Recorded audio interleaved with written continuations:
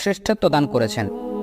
এই মাসগুলোর মধ্যে মুহররম মাস এমন একটি মাস যাকে পবিত্র কোরআনে পবিত্র মাস হিসেবে ঘোষণা করা হয়েছে।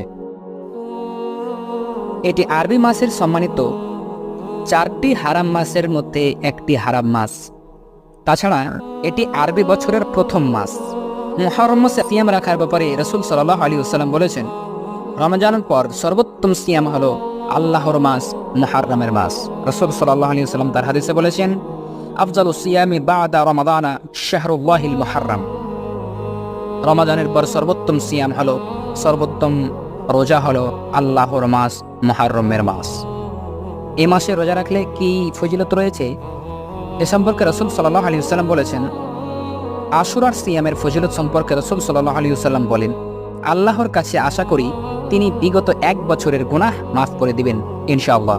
সহিহ মুসলিম হাদিস নাম্বার 1162।